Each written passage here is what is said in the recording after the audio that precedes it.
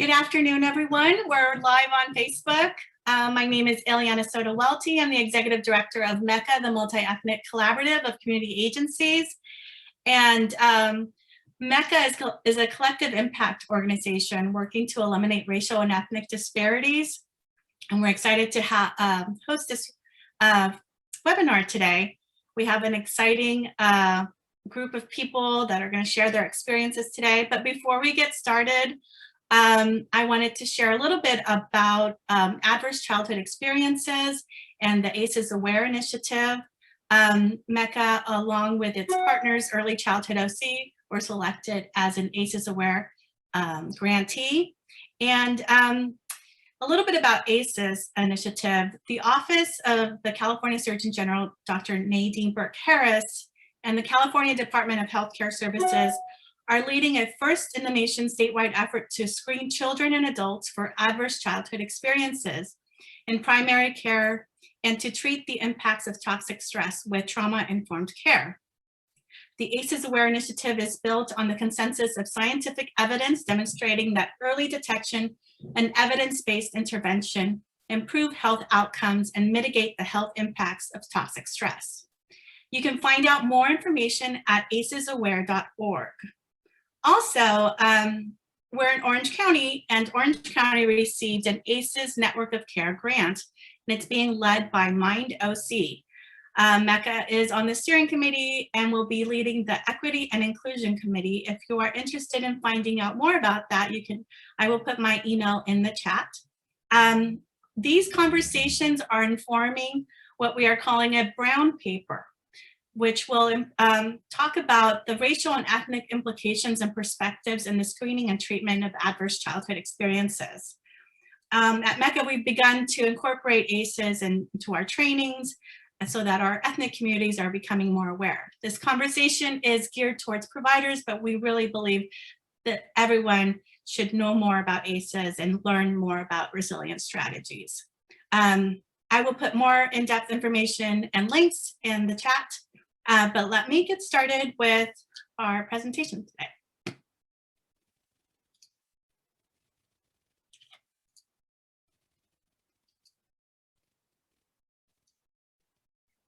So we'll get to know our presenters a little bit more in a minute, but we have Dr. Adela Cruz and Trisha Nguyen from Southland Integrated Services, and this session is being moderated by myself and Dr. Miguel Gallardo, who is a professor of psychology at Pepperdine University, and he's also the research and evaluation and clinical director at MECA.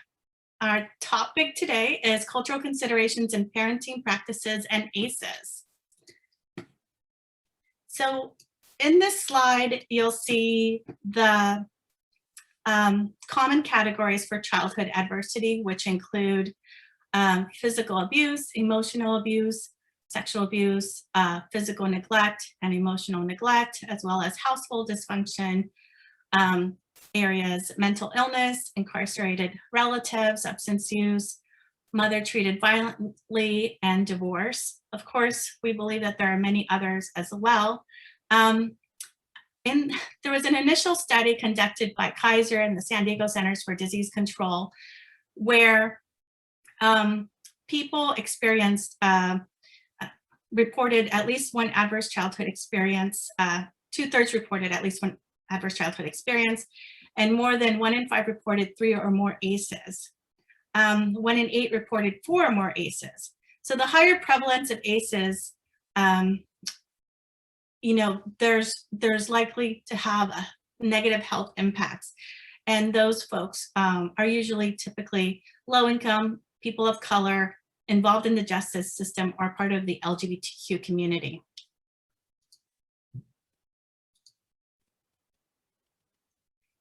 This chart shows how social and economic inequities are expressed in our health and well-being and susceptibility to disease. ACEs dramatically increases the risk for 9 out of the 10 leading causes of death in the United States, including heart disease, cancer, chronic lower respiratory disease, stroke, Alzheimer's, diabetes, kidney disease, and also an increase in suicide attempts, among other conditions. As the number of ACEs increases, especially those with 4 or more ACEs, so does the risk for these leading causes of death to experience, negative physical and mental health outcomes.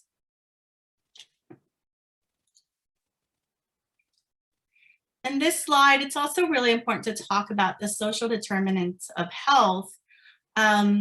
We know that where we live, work, and play really impacts our health outcomes, and the supports that we have available to us are really important so we can mitigate toxic stress. So we're hoping through our ACEs network of care to build out a system where we can address the social determinants of health and create to address the issues, especially now during COVID, that all of our communities are facing, especially those most impacted by poverty and the issues of lack of social services, health services, educational opportunity, and other types of financial stability supports. So that's just a little bit about ACEs. More information will be provided to you in the chat to get more of an in-depth. But today's conversation, I'm going to turn it over to Miguel to introduce our panelists and really dig deep into parenting practices and the cultural considerations we should be thinking about. Great, thanks, Eliana. Welcome, everybody. Appreciate everyone being here on a Friday midday. I'm looking forward to having the conversation today with Dr. Cruz and Trisha. Trisha, I've known for well over a decade at this point, many years now. But let me introduce you to both the panelists, and then we'll jump into the questions. So I'll start with Dr. Adela Cruz, who's a licensed clinical social worker. She works for the Anaheim Union High School District and is the coordinator for school mental health, homeless education, foster youth programs, and internship training institution. Dr. Cruz received her bachelor's degree in human services from Cal State University Fullerton, her master's in social work from Cal State University Long Beach, and finally her doctorate in social work and organizational leadership from USC. Currently, Dr. Cruz works as a coordinator and a foster youth and crisis response lead at Anaheim Union High School District and as an honorary adjunct professor at USC. So welcome, Dr. Cruz. Pleasure to have you. Look forward to hearing from you today. And then next, Trisha Nguyen, who is the Chief Executive Officer of Southland Integrated Services Incorporated, formerly known as Vietnamese Community of Orange County, VNCOC. She's responsible for the administration, financing, and operations of the nonprofit that provides comprehensive health, mental health, social, transportation, and other supportive services to low-income residents in Orange County, California. Mrs. Nguyen oversees 3 facilities, the headquarters in Santa Ana, the branch office in Westminster, and a federally qualified health center in Garden Grove. She is currently serving as a treasurer on the board of Coalition of Orange County Community Health Centers, and previously served on the board of directors of Cal Optima and the Multi-Ethnic Collaborative of Community Agencies. She has a master's degree in public health from UCLA and has over 20 years of experience in nonprofit management and public health services. I just want to acknowledge we have a USC and UCLA debate going on here today. I think that might be a side conversation here between Trisha and Dr. Cruz. Let me start with our first question. Oh, I think we lost Trisha. I think her computer froze. Let me start with the first question, and then maybe we'll get Trisha, who'll be back on soon. So the first question, just as we just lay some foundation and sort of a context for this, I was really happy to see and pleased to see that the CDC really talked about racism as being a public health threat. And I think that was a really powerful statement coming from an organization, an entity like that, a governmental entity like that. And so I think we're at a critical moment in time, a tipping point in our society where, issues of race, class, sexism heterosexism, these isms are really present. And so as we think about that and think about ACEs and parenting practices, I'm wondering, Dr. Cruz, if you could talk a little bit about how you think about how you think race, ethnicity, class issues play a role in parenting practices. The intersection of those, social, cultural variables and identities affect parenting roles, parenting practices? Feel free to share your work experiences, personal experiences, whatever makes sense. I can do whatever makes sense, for sure. Okay, perfect. That's a great question. It's a really big question. Yeah. I think that, all of my work has been, as I was telling you earlier, Dr. Gallardo, has been through the lens of equity. And how do we improve?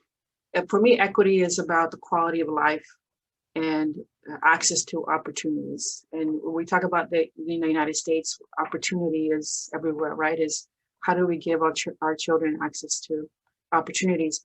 When it comes to parenting practices, I think it really depends where we as parents are in our assimilation or, acculturation, then assimilation process, where we are, our own family pride, our own ideas of how and where we belong in society, right? Where the messages that we receive in terms of where you belong in this big society, right, of ours. And if we as practitioners, as parents, have that family pride, that cultural pride, and a healthy place in society, right? Like, I'll speak for myself. It took me a while to get to the point where I was comfortable with biculturalism, that I am really bicultural. As you know, I was born in Mexico. My parents brought me here when I was 3, so I was really raised here. First generation, first person to go to college in my family. And, growing up in a very strict home environment, there's a lot of violence in my home. So I had that lens too, and my parenting practice was not as healthy. So there's a lot of growth that I had to make in my parenting practices. And because I'm in mental health, it was easy for me to do that and have a healthier relationship with my children. But really, as a parent, it depends on where we are. It depends our recent immigration, how recently have we been here. It depends on our own worldview, how healthy we are in terms of where we see ourselves in society and the willingness to grow. And to tell ourselves, I need to pause as a parent and really understand myself. I need to pause as a practitioner and really understand myself through my own cultural, ethnic, racial, and socioeconomic lens. I don't know if that kind of. Yeah, no, thank you. Yeah, and I think so much, not only where we're sort of located in our sort of own identity processes, acculturation, whatever it may be, but also I think even the context in which we find ourselves in obviously have a lot to do with that in many ways. And so I always think about this, some of the studies, that we've sort of had access to around these issues, and thinking about, when in certain contexts, the sort of, you've seen in some ways this authoritarian type parenting practice. You see some literature that says maybe not the best, maybe not the most helpful, and then you see others where in certain contexts, like if there isn't more that sort of authoritarian type kind of feel to the parenting process, kids might find themselves in maybe some not so great circumstances sometimes. So parents have this idea like, I need to be this way or else I'm not protecting my kid, and I don't have the privilege of going like, so tell me, what do you think should happen here today? What would you like to see? There's sort of, I think that process too can sometimes play. So I think context matters so much. Would you agree with that? I agree. I think that, we've been working, I think for 4 years now, we've been very intentional working with our parents and building a mental health literacy with our parents. Yeah. And we've had to tailor that message based on the audience, because we have a very diverse parent community. Our district crosses 5 cities. So we have communities from the Middle East, Korean communities, Vietnamese communities, Pacific Islander communities, Hispanic communities, white communities. So we've had to tailor that message. And with that comes understanding their own cultural understanding, their own parenting understanding, right? We respect that and honor that, Right. And really the focus has been more generational. because you talk about culture, but there's also the generational piece. Like Mhm. my relationship with my kids is so different than, you know, when I was raised. My kids want to be called Latinx. I in my age, in my experience as being Hispanic, I want to retain that word, if I may, right? Yeah, yeah, So yeah. as a parent and as a community educator with parent groups, my focus has been, how do you maintain that relationship of being okay with being different, Yeah, right? How do you support your child's, you know, identity formation through their lens, because they have so much access to information, and you know, they're right. just, our kids today are entitled in so many ways. Oftentimes that's a good thing, Yeah, but how do you preserve that relationship with your child and look at those differences in parenting? Okay, you want to be tough with your kid, but you're tough with one hand, but the other hand you have to be loving and affectionate. right. That's the nature of our children today, as opposed to when we were raised, Yeah, right? yeah. We were raised like, just, you know, get over it and get up and do your work. My way or the highway. My way or the highway. That's how we were raised. A lot of good things came with that. A lot of good things came with that. Yeah, In yeah. our generation, our children, they're so different. You know, they want us to sit and talk to them and honor their opinions and the way that they think and they view the world, and empower them, right? So it's really helping parents bridge that generational gap, that cultural process that for their children is different versus Yeah. their experience in a Yeah, yeah. And even thinking about, you know, how even the idea of even talking about, you know, kind of what they're thinking, how they're feeling. I think even that, you know, is going to look differently across different communities and different contexts, because it's not going to look all the same. I think, you know, the one thing, you know, I think we've learned in doing all this work over the years is that, you know, there's not that one size fits all approach. I mean, there's certainly, I think, some tenets that transcend our process, but I think it has to be, you know, culturally adapted and congruent across communities. The other thing I think comes up too is that we have to be careful that, you know, it's always that rhythm around every, you know, sometimes we say, well, I'll give you a sort of separate but related example. You know, you mentioned that there was some violence in the home. And I think sometimes I hear people say like, well, you know, intimate partner violence is just part of their culture.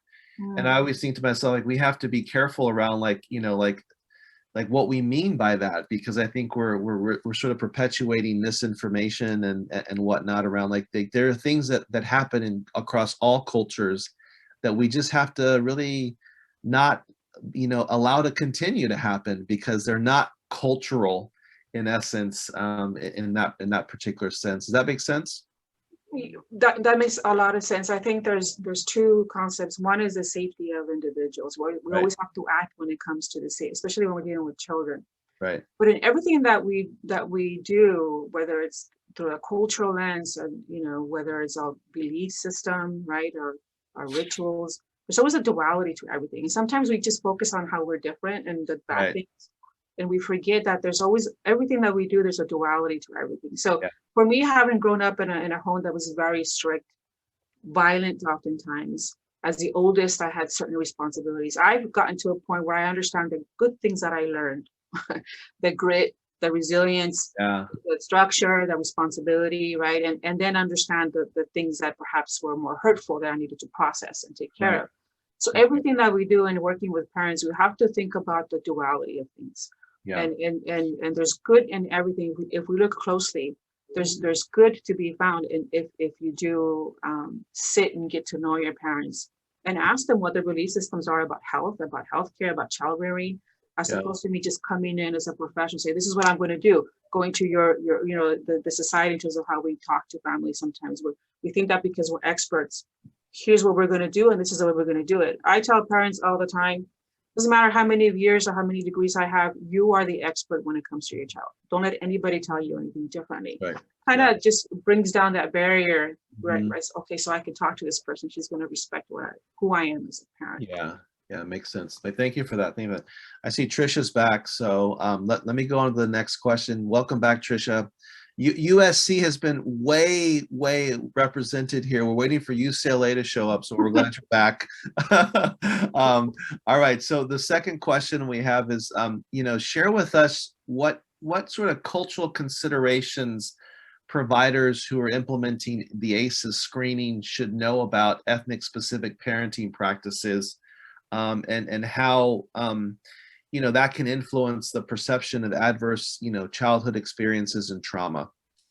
Hey everyone, sorry, we're doing the vaccinations today, so I think the internet, I'm upstairs, so I think the internet they're using it all downstairs. So I'm like, okay, they just kicked me out.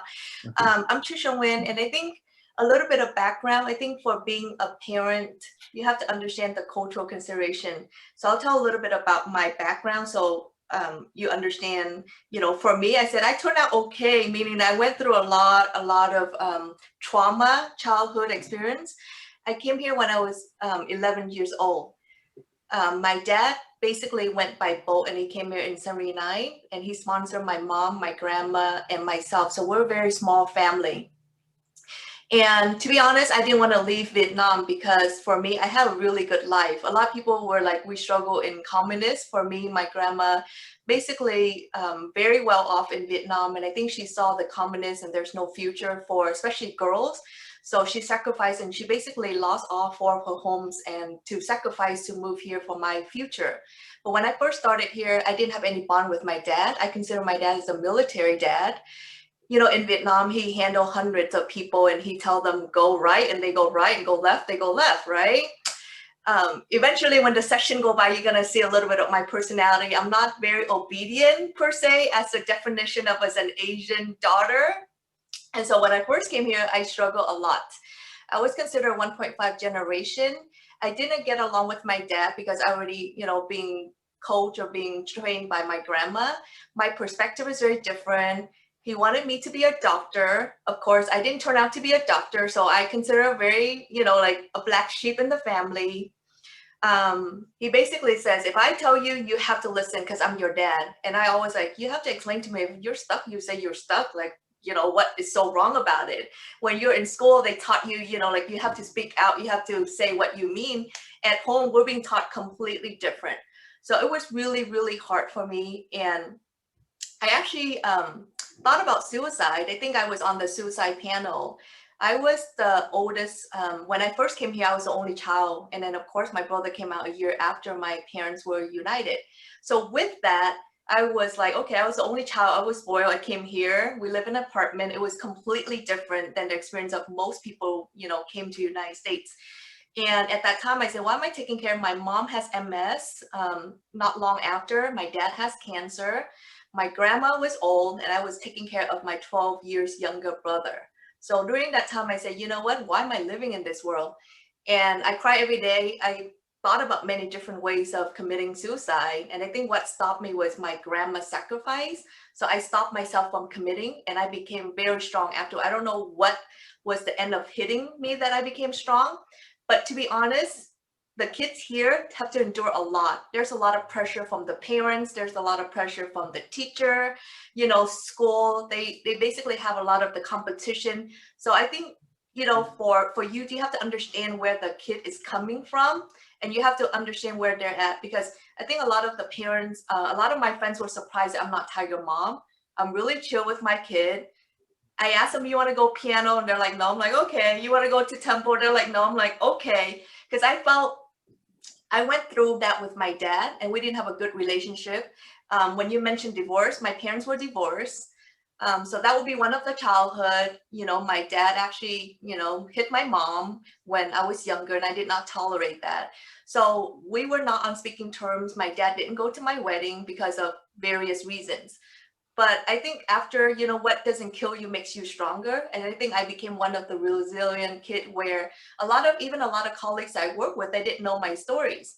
But at the end of the day, my brother and I, we turned out, I think, okay. Right? Because, we went through a lot, but it's just a matter of your kids are very resilient and you have to understand that to be in supportive of that. I think for us as providers, I run a federal qualified health center and our goal is very integrated care. We're meeting everybody where they're at. The whole holistic approach is no longer primary care. It's no longer dental. It's the whole approach. So we do a lot of fun activities, not just with the olders, the younger. We do activities like gardening, how to express stress, a lot of things that, they do, the kids' arts, a lot of workshops that it might not have to do anything, but it's more socializing because kids nowadays, they're all computer, right? They're all gaming. So how do you communicate that with the kids? And I think that's something that I find that, I mean, I think I did okay. I have an 18-year-old that I'm gonna go to college soon. And a lot of my friends were so surprised that how come, like I didn't, force her to go to school. I didn't force her to get good grades, but it just is based on the kids, right? And I think that's something that, the lecture today, we just hope that, there's different parenting method. There's no right or there's no wrong. It just what makes sense to you as the dad or the mom. And I think for me, I was very, I struggle the whole my childhood. I struggle because I had a hard time dealing with my dad. The only time we can talk about is Lakers and 49ers. And anything else we argue just doesn't take 2 sentences for my dad and I to look into an argument. But he passed away like in the 2005, and I regret for not having conversation and have that chapter closed. So don't ever regret talking to your parents and like understand and get them to understand where you're at. And the parents have to see it that way too. It's not like I'm the dad and I tell you and I'm like, it doesn't make sense, Dad. If you're stuck, you say you're stuck. Oh my gosh. If I'm in Vietnam, I probably get beat up every day, but I'm glad I'm here because I can speak my mind and things like that. So Yeah. Thank you, Trisha. That's really helpful. I really appreciate you sharing your story too, the personal side of it in many ways, and how that connects to your professional work. I'm wondering, so part of what you're saying, Trisha, in many ways is just that the experiences one goes through has a lot to do, and Dr. Cruz was mentioning this earlier around just sort of acculturation experiences, immigration histories, all those kinds of things, and then how that impacts how we make sense of things, maybe how we talk about things. And so I'm wondering, as we think about doing the ACEs screening and ethnic specific parenting practices, going through experience like that, this Dr. Cruz, Trisha, whoever wants to respond, is going through experiences like the ones that both of you have gone through. Trisha, Dr. Cruz talked a little bit about some of her experiences before you came back on. Does it change like how you talk about sort of those experiences or think about trauma or understand it? And if so, does that, we should take that into consideration when we're talking about implementing the ACEs screening. Does that question resonate in some ways? Either of you have anything you want to say about that? Yeah, I think that when it comes to trauma, first of all, I think the ACEs study was a landmark, amazing study. Also, I don't want to negate that, but also our understanding of trauma is a little bit different. We look at it culturally. We look at students who are oftentimes not in our radar, the kids that are in those IB classes, your AP classes, where they're living in toxic stress, right? And that has an impact on the brain and they're doing it daily. So I think our conversation around trauma and ACEs has to catch up to the literature and what we understand with the brain right now.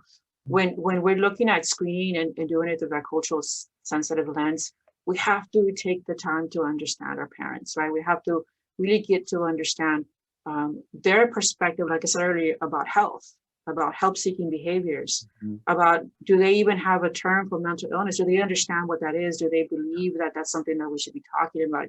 Depending on who you're talking to, it may be something shameful. It may be something that has to be kept a secret. Right. So we don't want to come in and implement a screening tool without taking our time to get to know who's sitting in front of us and make it a collaborative approach. I think the other piece is, consent versus informed consent in working with families. We have to make sure that the parents are informed of what they're consenting to. Mm-hmm. And sometimes our communities respect us because we have a title or we have a suit or we have, fans. They don't question our authority. Yeah. I think the burden falls on us to make sure that we are truly informing them and what this means, because then that's when you get families that fall off treatment because they don't want to. There's this duality, going back to the duality, that they have this feeling like they're not feeling heard and respected, and then this other feeling that I respect this person because she says she's the Dr. Cruz and I have to respect her and not question her.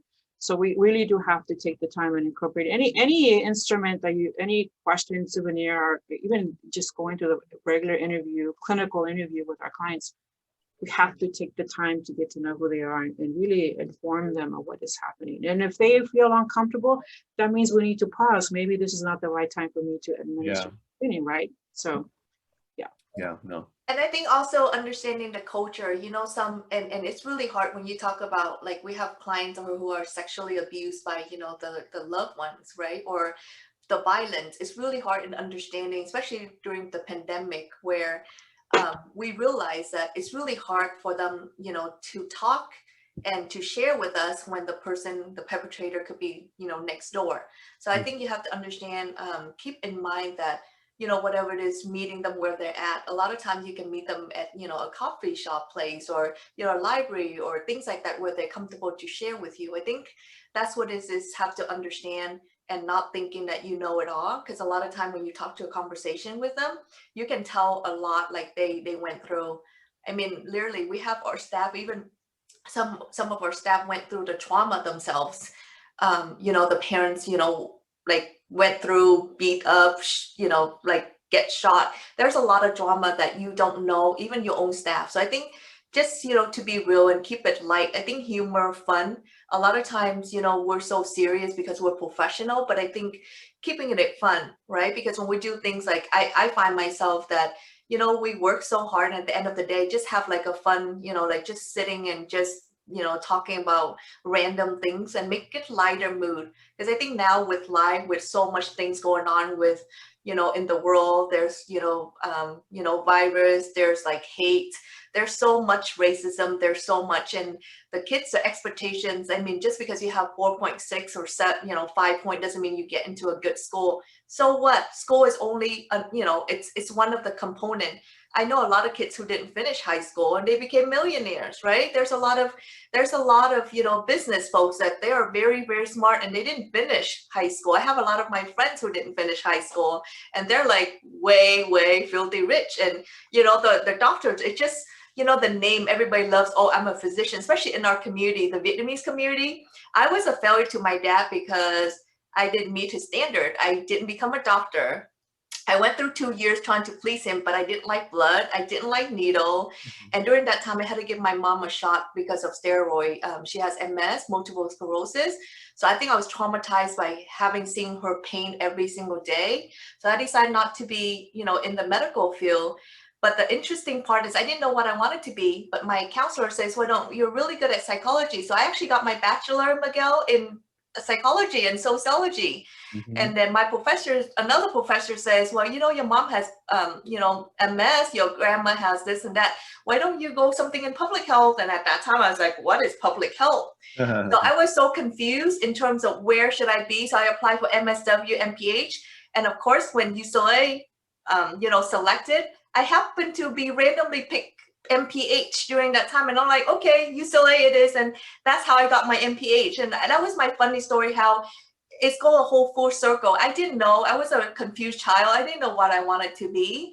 And then somehow I became a health educator. I taught all the Vietnamese and health. I was at the county for 7 years. And, you know, opportunity just came up and I just went for it. Because I have a lot of interns and a lot of students say, I want to be the CEO of, you know, a hospital. I'm like, wow, I envy the folks who know what they want when they're so young, because I was a confused child up until, you know, adulthood. I didn't know what I want. I didn't know what I was good at. You know, so it's a full circle. Unfortunately, my dad wasn't around to see, because in his head, he says, if you're not a doctor, lawyer, pharmacist, dentist, in his eyes, I'm a failure. So I didn't get to show him that, you know, I actually became something, right? And I didn't have to be a doctor to become something. So I think just the parents keep in mind, there's so many choices for the kids. Whatever it is, I find you want to make the kid happy.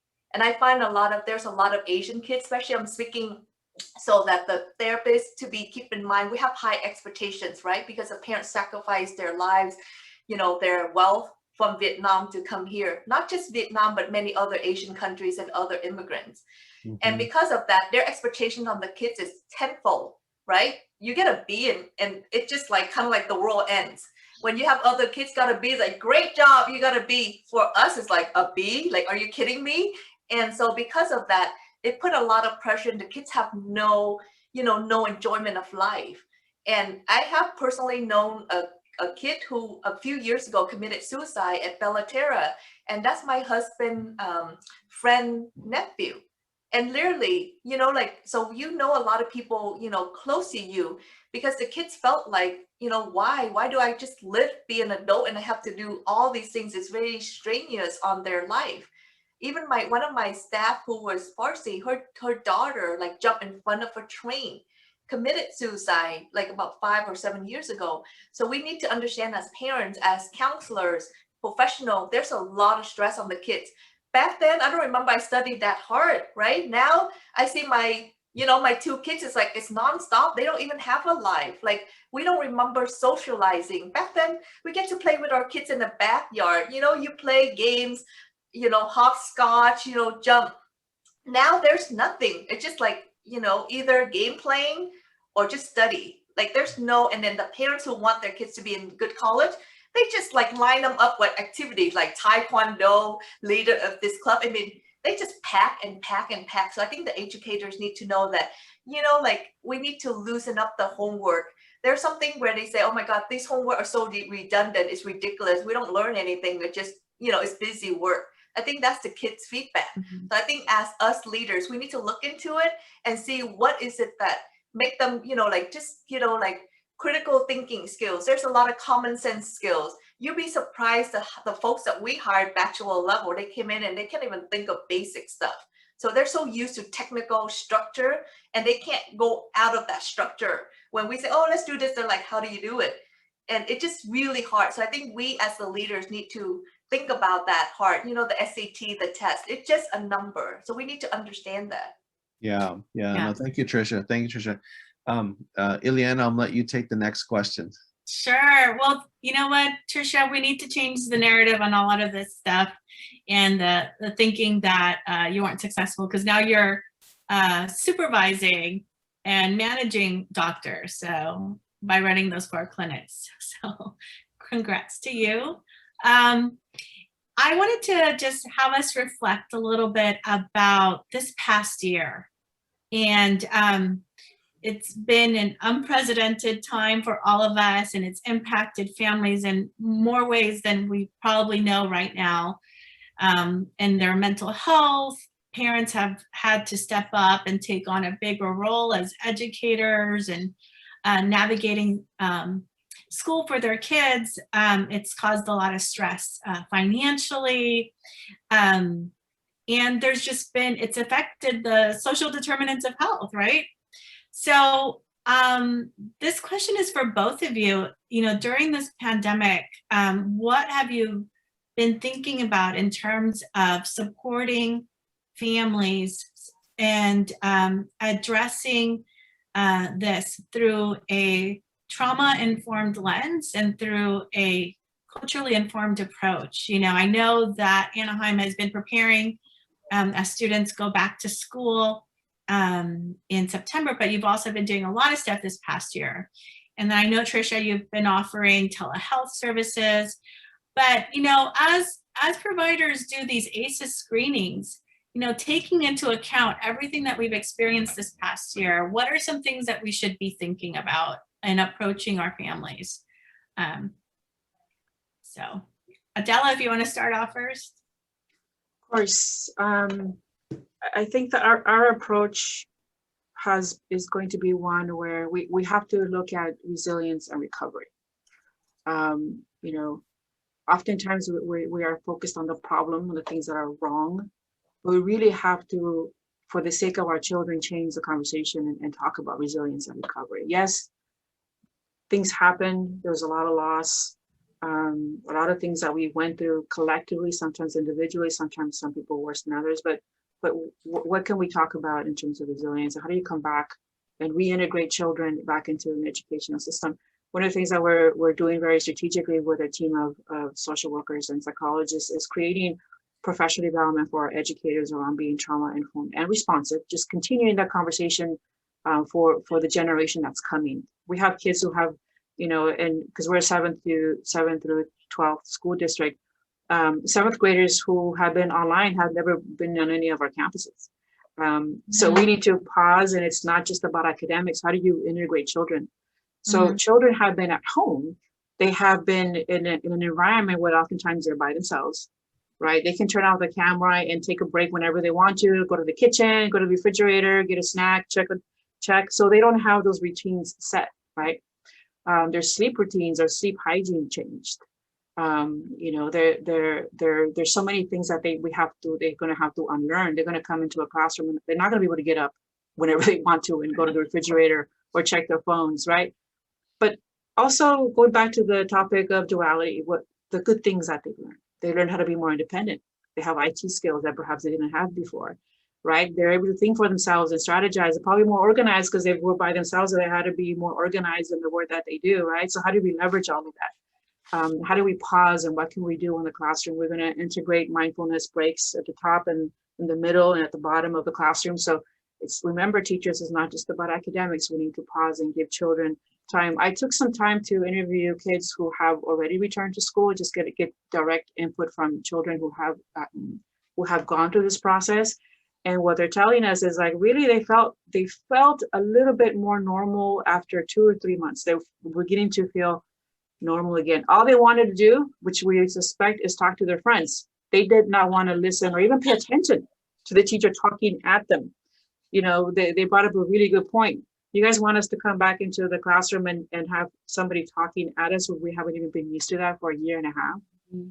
So it's going to take time for us to get to that point. So we're doing a lot of preparing for both, leveraging the resilience, that grit, that post-traumatic growth with our kids, and then reintegrating them back into the educational system. I want to make a point very quickly about the screening and parents and working with parents, especially when it comes to trauma. And for any practitioner, if you allow me to give you some recommendations, you know, one of the things that I did, I ran a group of parents, and I used a genogram and a tree to really look at generational issues when it comes to parenting. And embedded the conversation about how we learn how to communicate and relate to others, including trauma.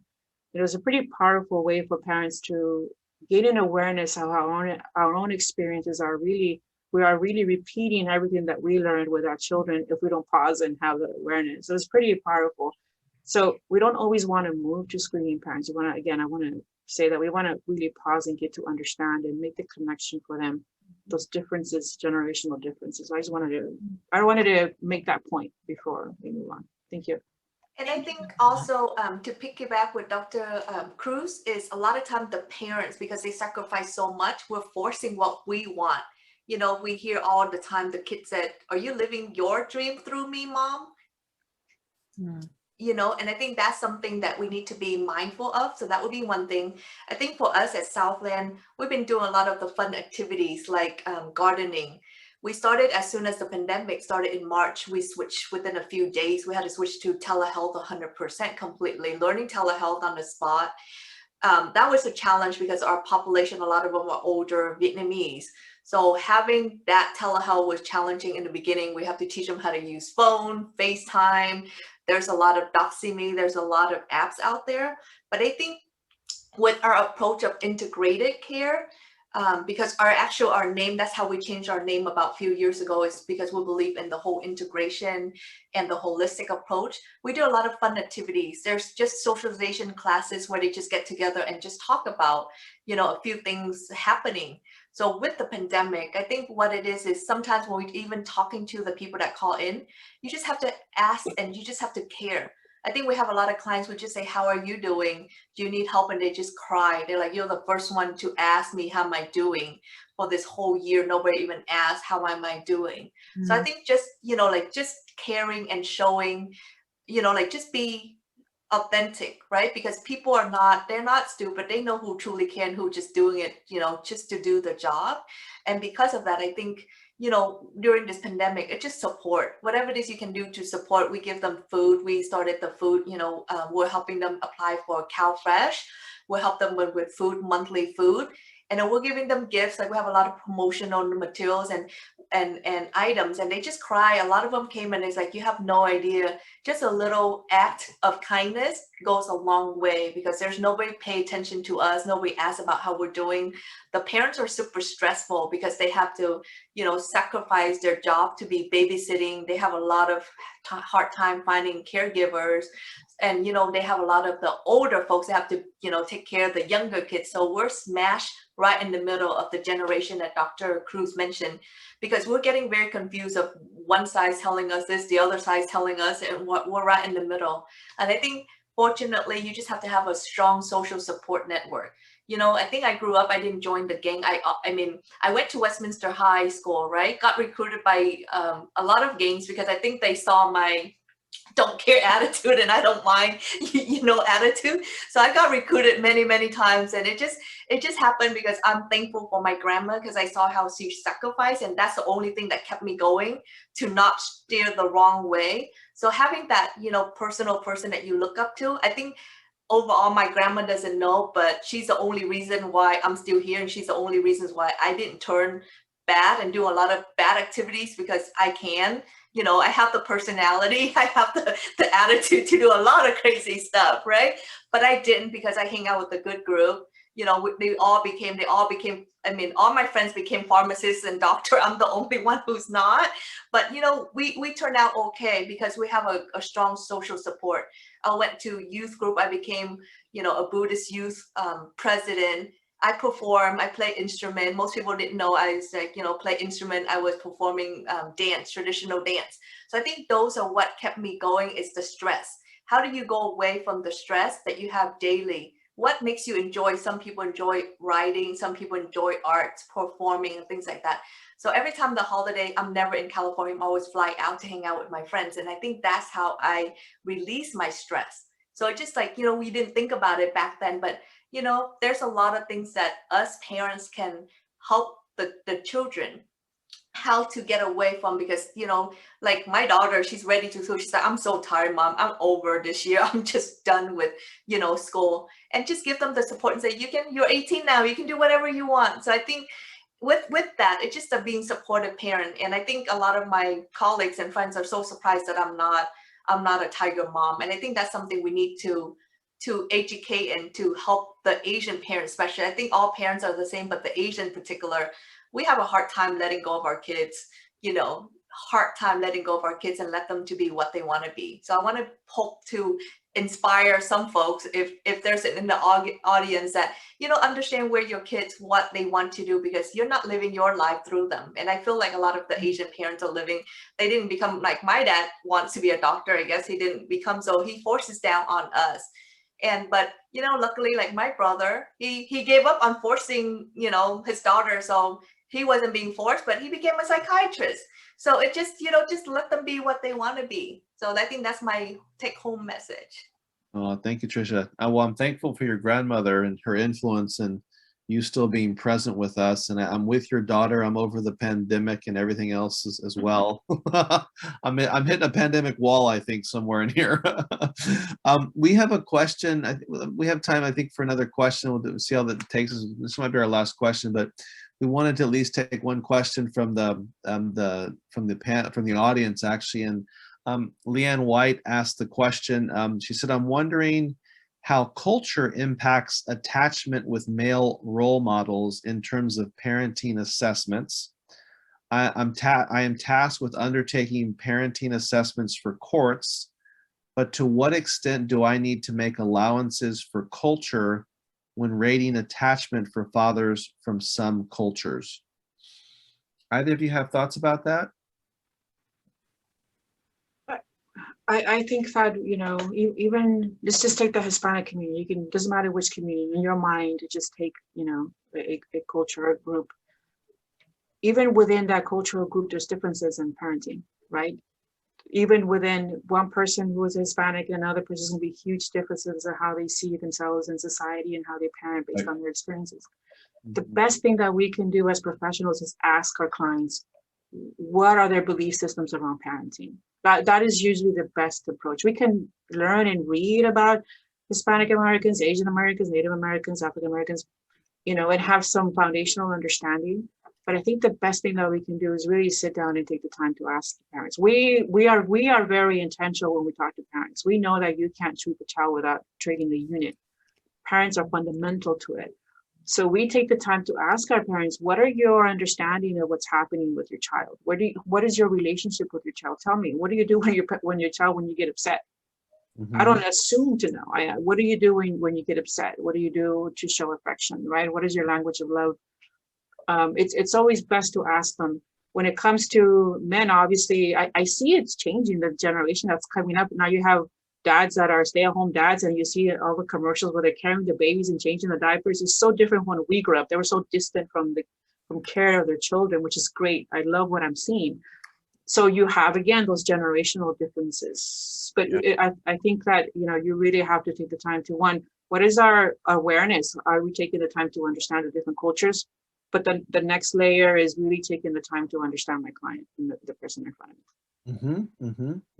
Great. Trisha, anything you want to add to that, or you? Yeah, I think in terms of the culture, I think that have to understand each culture. Like, let's say the Asian, the dad is the one who has the power, right? Not financially, but whatever it is, the decision making in the household, especially with the financial, of course, it's changing. Like Dr. Cruz mentioned, that is no longer, there's a lot of, staying home dad and, working mom, but the culture, the patriarch, like the culture, it's expectations, right? And so even the hierarchy between the husband and the wife, we have to understand that. And a lot of time, the men, like, to be honest, the older Vietnamese men or the Asian men, they're very, like, to them, it's like if their kid doesn't listen to the wife, hitting the wife or the kid is just a norm. So you have to understand that, right? Because if you don't understand that, then they're like, oh my God, it's abuse. Yes, it's abuse to a certain extent, but to them, it's like they're teaching their wife, they're teaching their, daughter and son. So I think that's something you have to understand, that yes, you have to be empathetic and understand, but at the same time, you have to address where it's at. We have a lot of anger with the male, especially because they came here, right? The acculturation, assimilation, they are so used to being the one who says things, who make decision, right? But when they came here, things flipped. They always make comments like, we're worse than, we're not priority, the dog, the woman, the elders, the kids, like they're all priority. And of course they felt like they're being left behind. So we have to understand that. They say they're not important. Anything now, they don't have her saying woman's always first. There's so many, priorities, and they feel like they don't have the voice to speak. So I think for the men, you have to understand that. And then they hold a lot of anger because in Vietnam, for example, I can speak in Vietnam, they're very successful, right? They control a lot of things. And then when they sacrificed, they came here, they didn't finish school, they're not successful. They have their wife or their kids look down on them because they didn't finish college or whatever degree. And with that, it's already a lot of internalized, like they really feel like, oh my gosh, I'm nobody, and then being treated outside society. So there's a lot of anger. So how do we address the anger, right? And the men, they're not going to admit they have an issue. Like, we have a hard time telling them to go to their doctor. They're like, well, we don't believe in prevention. So how do we get them to actually open up? It just, like, I think it takes over time in the generation, but I had a hard time talking to my dad on anything because he felt like he's right and everybody else are wrong because he's the man of the family. So how do we change that conversation? Yeah, no, that's great. Thank you both, actually. And I know we just have a few more minutes left. I'll just quickly say something and then turn this over to Ileana. I hope as the male representative, cisgender heterosexual male representative on this dialogue, I hope it's changing. Because I think I hope our socialization processes are changing in terms of how we're doing that with boys and girls at a young age, and then what that looks like as we become older and whatnot. And we need to change. We need to do that differently. I think it has hurt us as men as much as it's hurt the women and the children and the other people in our lives. And I don't think we've talked about some of that as much. And so I think historically some of our processes maybe haven't always, been as advantageous. Our greatest strengths can also be our greatest weaknesses, and that goes for all of us as people. I think going back to we'll end where we started with Dr. Cruz's comment around just kind of thinking about all the other contextual factors, acculturation, immigration histories, context, all those intersect in some ways, and I think they really do impact what relationships look like and how those unfold. I mean, Trisha, you made a great point around just immigration processes really change family relationships and roles and responsibilities, and I think we can't underestimate that. And not to mention politics, Miguel. There's a lot of Asian families are not talking to each other because they're both on separate sides of the aisle. That's right.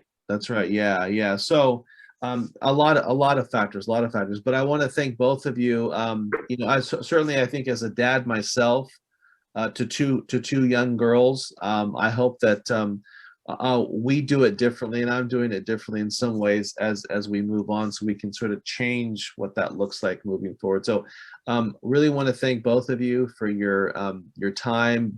I really loved how you both shared with just such ease your personal experiences with the professional contributions and things to take home. So thank you both. I know our audience got a lot out of it today, so appreciative of both of you. And Ileana, I'll let you wrap it up for us. Well, just thank you, Dr. Cruz and Trisha, for joining us today, and all of the participants. Follow us on Facebook, Instagram, and Twitter. And also follow Dr. Gallardo on his website, and there's a link to his Cultural Humility podcast. A lot of up-to-date conversations on what's going on in the world, and please follow him. Well, thank you all. This was a quick lunch and learn hour, and hopefully everyone got something out of it, and we appreciate your time. So thank you.